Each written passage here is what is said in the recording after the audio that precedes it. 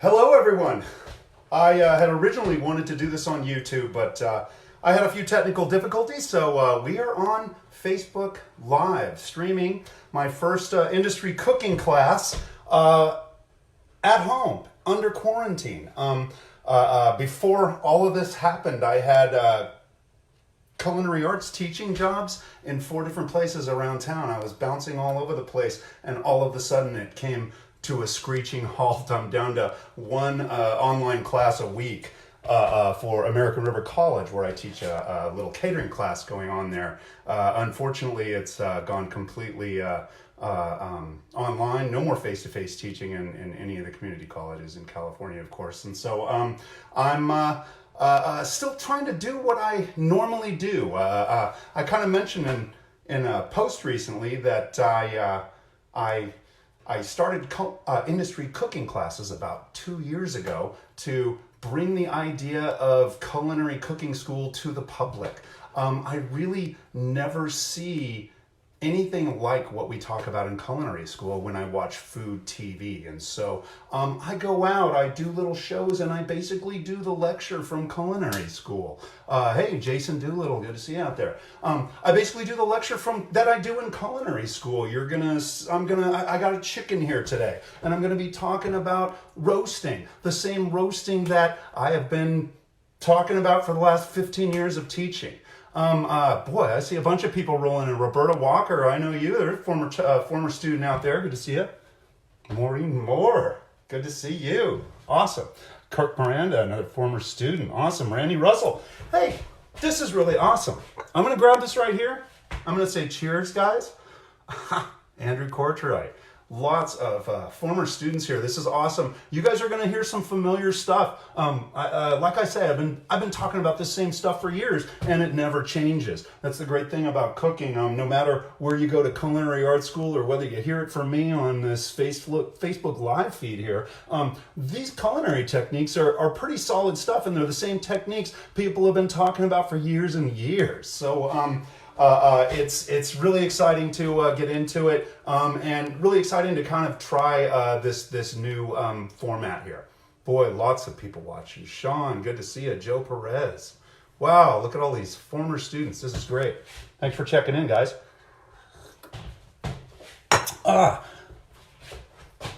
This is too awesome. Gosh, I could just stand here and check in with everybody. Rachel, Jim Turknet, going way back. Awesome to see you. Wave at everybody. Hearts and loves.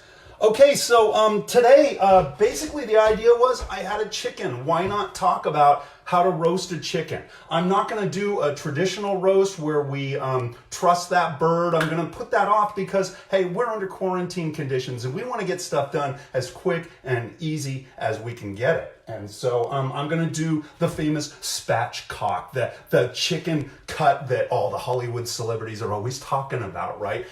You see this spatchcock out there on television. It lays out the chicken flat. That's what we're talking about. We're just going to remove the spine out of this chicken. We're going to lay that chicken flat, and then we're going to get it roasting. When I lay that chicken flat, it's got a lot more surface area exposed to the heat. It's going to cook a lot more faster. I was going to say a lot faster. So before I get into the chicken, I want to kind of talk about sanitation. Of course, I've been touching my glasses, my face and everything. We're in the middle of the corona virus outbreak, and so we want to talk about hand washing. I'm going to get into that, and also I want to season my chicken up. So I want to do a couple of things before I really start touching the bird. I want to get a little seasoning mixture. I'm going to go really, really simple, like I always do when I teach culinary arts, right? I'm just going to do a little salt and pepper on this stuff, right? I don't want to throw about 50 different ingredients, at people who have never done something before. So I keep things really, really simple and stripped down, and it's amazing how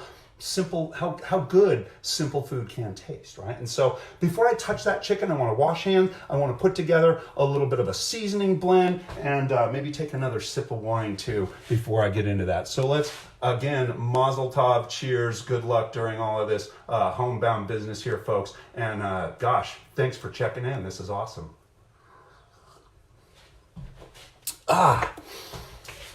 Whew. Washing the hands over here. I'm going to try and touch my camera as little as possible. Greg Nishimura, Greg Nishimura, I want you to see something, buddy. This goes way back. Former student Greg Nishimura.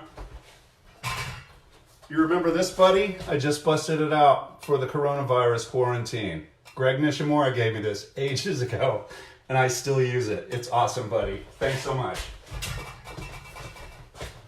A lot of love. Gosh, all kinds of people.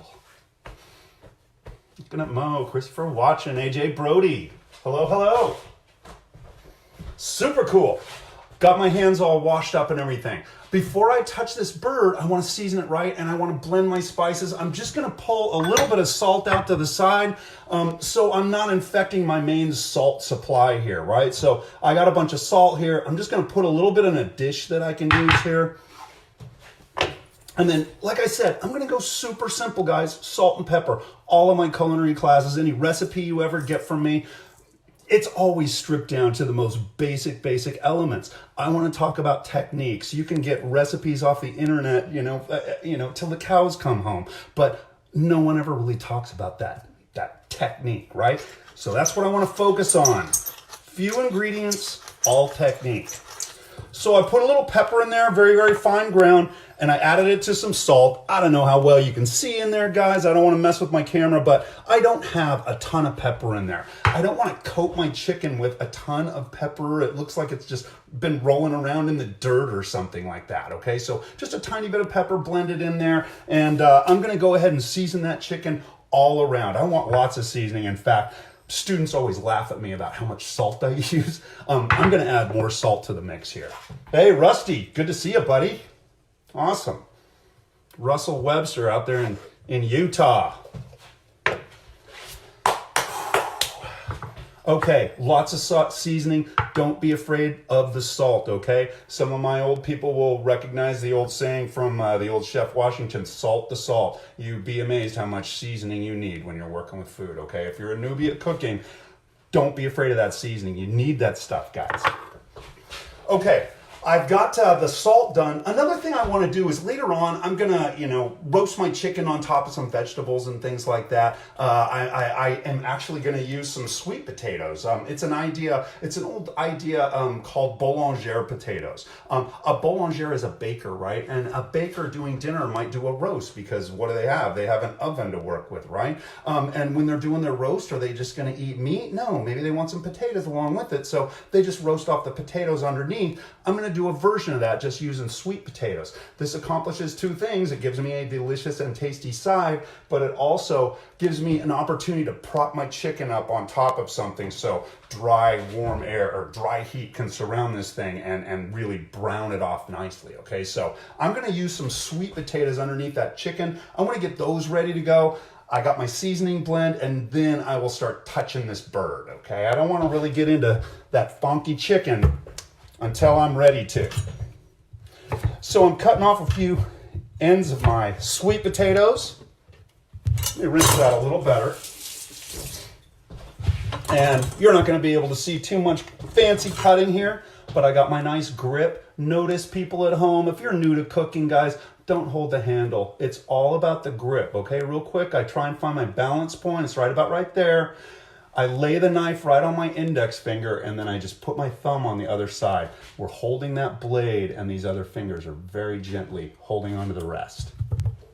Some vegetarian dishes for Mo, pretty please. I do have some vegetarian classes. I just put together some video on just the bean technique. My vegetarian classes are not exactly complex either. Just a few ingredients. I like to talk about, hey, what's the technique for cooking different vegetables? Green vegetables, white vegetables, different styles or types of vegetables, classifications. And I don't really get too deep into heavy recipes with that. Once you know how to cook those vegetables, you can take them any direction you want to go. I have another class where I talk about flavor profiles. So if you want vegetables from India today, you go with these flavor profiles. Vegetables from Latin America tomorrow, you go with these flavor profiles, right? So all different classes. Christy Boyce, look at all these students from back in the day. This is awesome. Okay, so I just chunked up a bunch of sweet potatoes, and I'm going to prop my chicken up on top of those. So like I said, it's exposed to a nice dry environment, warm air inside my oven, okay? I am almost ready to start messing with my chicken here. And so let's get to it. I gotta rinse off my knife and clean up my board here, and then we'll do it. Dun, dun, dun, dun. This is where I need the band for a little musical interlude in between transitions. Christy boys. Oh, Marima's out there. I saw Sean too. Are you putting your classes online? This is about as online as I can get right now. I've been doing some Zoom sessions with my students. Those are all kind of private. I'm just kind of getting started with this online thing. I think it has potential, but I do have a really shitty kitchen, as you guys can see. It's just quite crappy. Hey, it doesn't matter, right? We're just talking about culinary technique, and it's the technique that's important, and the technique matters whether you've got a shitty little kitchen like mine or you've got a $5 million beauty like some of the houses around town might have, right? Like the Hollywood celebrities have, okay? So, hey, doesn't matter how fancy your kitchen is, you can cook in it. Okay, I'm gonna pull out my bird. It's kind of a big dude. This is probably about a 4.5 pounder right here. Most birds in the restaurant industry, sorry, rinsing off there. Most birds in the restaurant industry are like a standard 3.5 pounder. We get them without giblets inside. We call them wogs, W-O-G, without giblets or without gizzards, okay? This one, just checking inside, there's nothing in there, no surprises. But if you do have something like a neck, or sometimes you'll see neck in there, or if you have something like heart or the gizzard in there, those can actually be roasted along with your chicken and used in gravies and things like that, right? I can use that neck to prop up my chicken like these potatoes, right? And later on that can contribute to a gravy. Hey, Nate Simon, good to see you. Allison Collier. Shout it out. Whoop, whoop. Good to see all you people. This is awesome. All right. So, I said that we are going to go ahead and spatchcock our chicken. That's going to be the next step here, okay? Spatchcocking, again, we're going to remove the spine of our bird. I'll stand it up here, the star of our show. Well, kind of twisted his leg there. But we're going to remove the spine of the bird. You can kind of see the outline of the spine for most of the way, and it's pretty simple to take it out, okay? There's a third step to this where we'll cut out a little bit of cartilage out of the front of this thing, but for the most part, most of the spatchcocking is happening right now. I'm going to get my knife, and by the way, you want to use a good stiff knife on this guy, right? Nothing wimpy and flexible or anything like that. Something stiff, okay? And you're going to get your knife right up alongside of the neck. You want this neck side up right now, so the chicken can just kind of sit there with his legs crossed. And then you're just going to go right down that spine. When you get to the thigh, you might like knock into the pelvis there, or you might run into the end of the femur bone there, but you should be all right just to go straight through, okay? Some people like the scissors. I'm going to pull out the scissors for the other half of this guy. Otherwise, you would just go ahead and cut that on out, okay? But you have poultry shears in your kitchen. You spent a lot of money for those. You're going to want to use them from time to time, okay? So I'm just going to go ahead and, like I said, just zip that on out of there. I got to say, I prefer the knife. Okay, and there it goes. By the way, what do we do with that, people? Hey, we save that. That's flavor. We're going to throw that in a stock pot later on. This is times of quarantine. We're never throwing flavor, nutrients down the sink. We save everything. So I'm going to go ahead and set that aside here. Who else we got? Jim Turkett. Jim Turknet. Nate Simon. When you remove the spine, is the chicken eligible to run for Congress? Oh, you are the man, Nate. I love that one. Oh my gosh. Anybody remember the boneless chicken ranch? The chicken's all laying around, all flopped around. That was good stuff. Okay, now inside the chicken, I've got this breast